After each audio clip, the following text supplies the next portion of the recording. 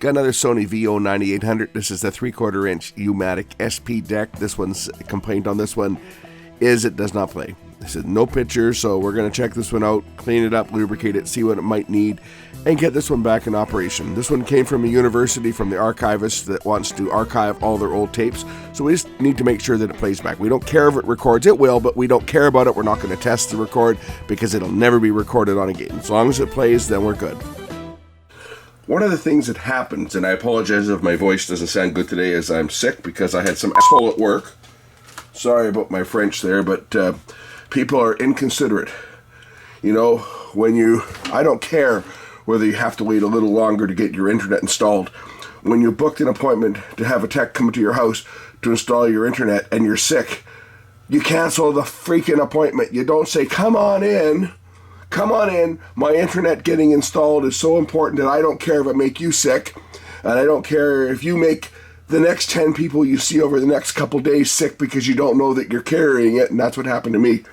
I went into this house with a fella of Oriental origins, Chinese in other words. He was wearing a face mask. Okay, no surprise there.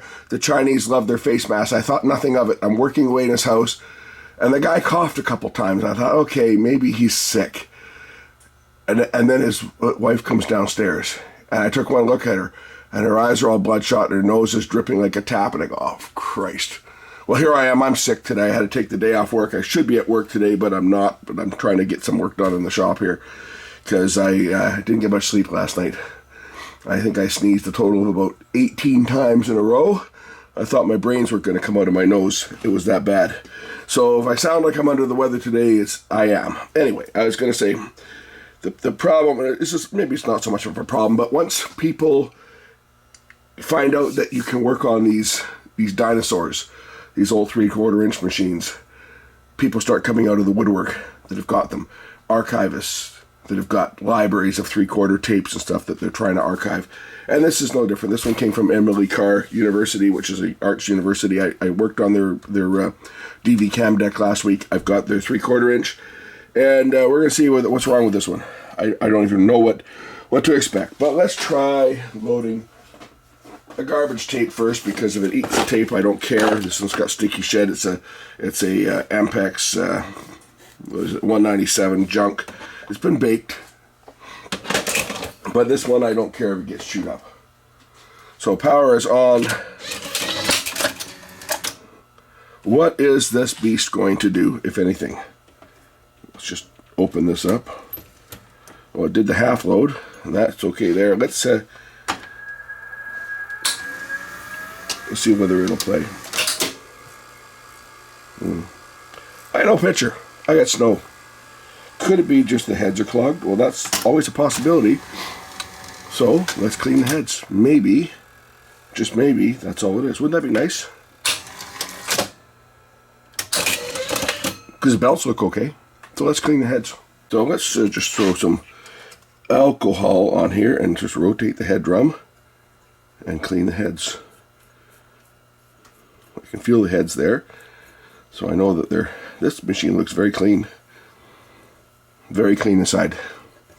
And most of these machines do, because there was a bit of dirt on there, wasn't there?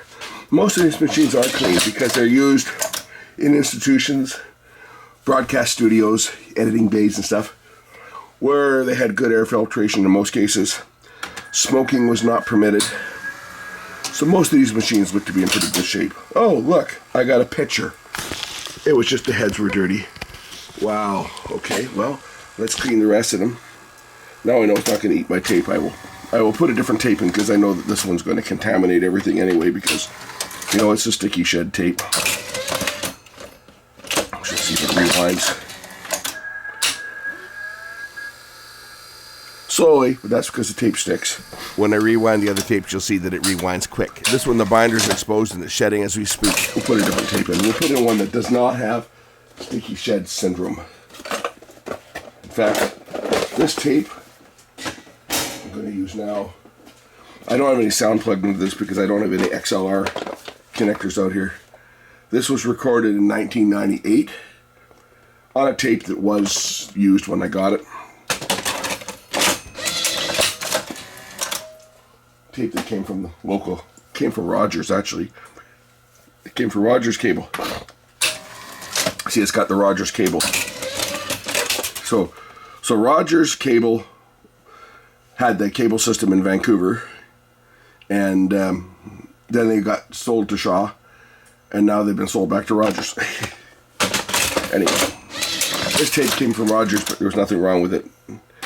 And one of the last productions I actually did on 3/4 were done on this machine, on this tape. The minor hockey guys. Yes, I used to shoot minor games like the championship games and stuff. And put it together, edit it together, and master it on 3/4. This would have probably been shot on high 8. Oh, it might have been shot on Betacam actually. I might have shot this on SP. Pretty sure I shot. Yeah, this would have been SP because I wasn't doing DV until 2000 when I got the GY 500. This would have been shot on my Beta SP when I still had it. So I shoot the game on Beta SP, just one camera, and then I edited it over to 3/4, and then made all the copies for all these kids that were in every game. I know several of these kids. I know Trent, and I knew Aaron, and yeah, I knew most of these kids because they were. I knew Ed Weeb, and Charlie Mins. I don't know if they're around anymore. They were teachers at my high school when I went to high school, and they were coaches in the junior hockey. I don't know even if they're around anymore. They'd be pretty old if they're still around, but most of the kids in here, these were, they were teenagers at the time. They're going to be well into their 40s now.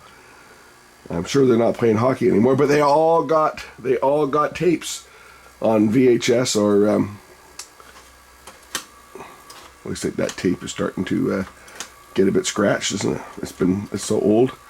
But anyway, I'm going to grab a headphone plug here and plug it into my amplifier through the headphone output because, say, I don't have an XLR in here. The XLR connectors are hooked up to my 3/4 deck. I have the same one in my production studio for dubbing. I just don't feel like taking it all apart to get the audio cable.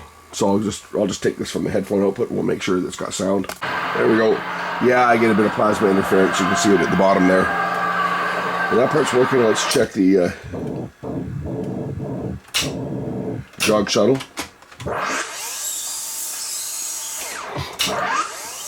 That's working too. Could it be that this machine just needed a cleaning? Well, let's check fast forward and rewind. To go to fast forward, it's going to unlace the tape. And she's moving pretty quick here. There it goes. I'm going to run this tape right to the end and then rewind it back and see how it rewinds. And then we'll grab an SP tape and I'll show you what the SP quality looks like, as I do have a couple of SP tapes. Of course, I'll also clean the audio control head, which is back here. I'll just wait for this to get to the end here and rewind, because I want that drum stopped when I stick my hand in there. The audio control heads are back here. There we go. 1 hour and 2 minutes was this tape, and we're going to let it rewind now. And as you can see, it's rewinding fine. It's always a concern is the belt shot, is the idler shot, but this thing's moving along pretty quick. You'll start to see the tape filling up here, because remember, 3/4 inch plays right to left. So this is the take-up side, this is the supply side. And you'll start to see the tape showing up here any second. It winds quite a ways down into here. It only shows you the last portion of the tape. But it's down to 52 minutes now, so there you can start to see the tape here starting to move up. And as you can see, it's rewinding just fine. It really makes one wonder, when Sony developed the Umatic format, why they chose to put the supply rail on the right side and the take-up on the left. It just goes against all the other principles. Audio tape, for example, was always supply on the left, take-up on the right. Cassettes, supply on the left, take-up on the right. Micro cassettes were supply on the right, take-up on the left, though. So, why did they do it this way? Anyone's guess. And of course the drum turns clockwise on these, whereas VHS and Beta, the drum turns counterclockwise. Kind of the oddball, but this was the first video cassette format. This is the high band version of it, so the highest quality for 3/4 inch, and it didn't get any better than these machines here. And if you're looking for a 3/4 inch machine, I would highly advise to try to seek out one of these ones, because they were the last generation of 3/4. The machine that made that recording that we were watching there was a low band machine. So even though I'm playing it on this, the picture quality on it is not as good as 3/4 inch was capable of. We're down to the last 3 minutes here, and it's chugging along pretty good. As you can see, no slowdown at all. It's fine. So that's just confirming that the belts and the idlers and stuff are good. You'll notice what happens on here is when it rewinds, it actually rewinds a little bit too far. Watch. And it will, you'll see the leader exposed, and then it goes the other way to clear the leader. Then we'll eject the tape. It takes the half load out. I'm going to clean the guides here, the control track head. This is what reads the control and the time code. Control track head's actually over here, but there's a second head over here for time code, because time code was put on linear tracks on these machines, and you need to be able to read the time code on playback. So this head was used for reading the time code back, even though the control track was read on the side over here. So to clean the audio control head, it's over here. Clean the audio control.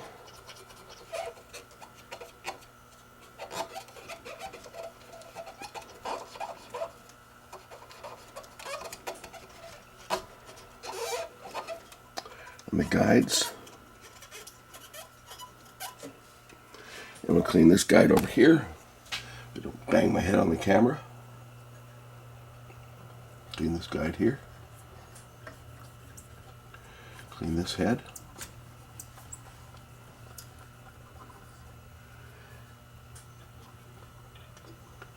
And we'll clean the pinch roller, which is over here, in the front here.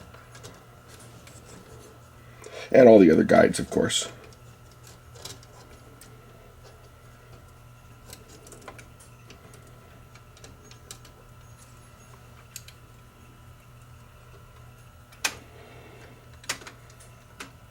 I'm going to give a shot of lubricant onto this gear here, because that does seize up. If you're wondering, if you're buying one of these machines, if you're wondering what you should pay for them, they're actually not all that expensive. I picked mine up for $100. My same unit as this. In fact, I got two machines. The guy was asking more. He was asking, I think he was asking $200 for the VO9800, and he was asking another $200 for a Betacam SP machine, and I picked up both from the same guy. I picked both of them up for $200. I said, I'll take both your Betacam player and the 3/4 for $200, and he said, yeah, sure, untested, I'll take it. So I mean, they don't go for a lot of money. I know that there's people that think that they're worth a lot of money, and I'm sure there's some people that would pay a lot of money for them, but they're readily available on the used market, really quite inexpensively. Just say I picked mine up. Mine was $100. I got it and UVW 1400 for $200 for the two machines. So I figure I did okay. I got a test tape here, a SP test tape. I got two SP test tapes here. I'll show you this one first. This is the Sony demo tape for Umatic SP. And if we look at the tapes, this is how the machine knows it's an SP tape. It's just like with Super VHS. If you look at the bottom of the tapes, there's index holes on here. I think it's this one right here in front of the record lockout. That little hole there is what tells it that it's an SP tape, because this is a different type of tape. This is oxide and this is chromium dioxide. That's the difference between the two types of tapes. And of course the number, the one's a KCA 30 and this one's a KSP 30. Well, this was actually a 60 that's in here now, but KCA was the standard and the KSP was the SP tapes.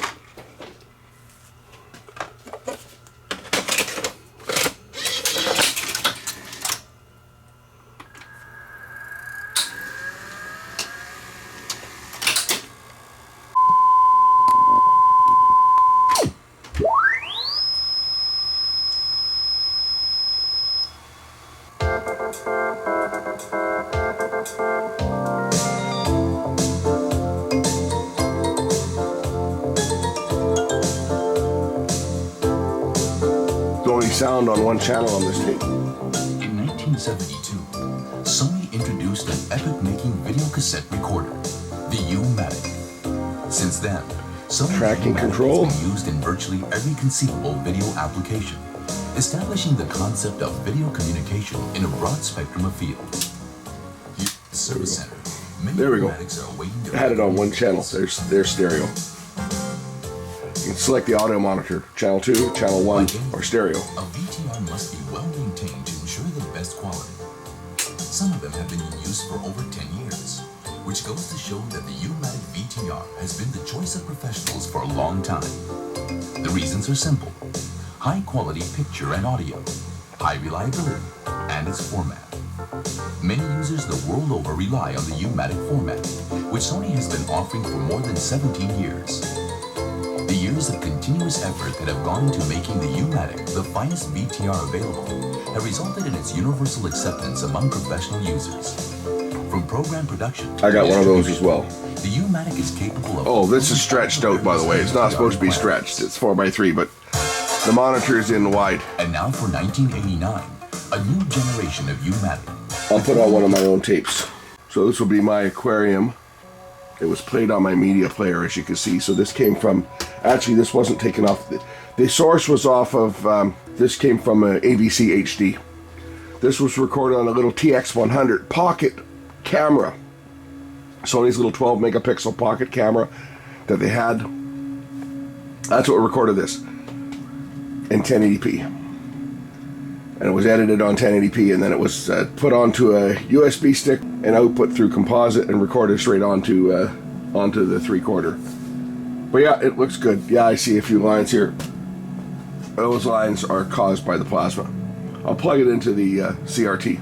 There it is playing on the CRT. I gotta shut this volume off because I don't need to get any copyright matches.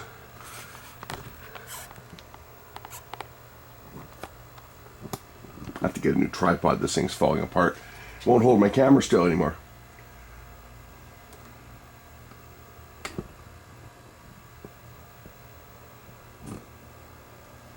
But it's looking good. If I kill the lights, got a lot of reflections in here. If I kill the lights, probably look better. It's so bright in the shop. Like I've turned off some of the lights now because they reflect in the screen. But I got so much light in here, just so the videos look good, that it makes the monitor kind of appear a bit washed out. But hey, it works. And that's all we're really looking for, is to see that this thing works. And then I can send it back to the archivist and make them happy and wait for the next one, because apparently I have another one that's on the way here now from Quebec. Yes, I get them from all over the country. I'll just rewind this one. There you go, you see. No hesitation on rewind. The idlers are in good shape. The belt's in good shape. And there it is, back to the beginning.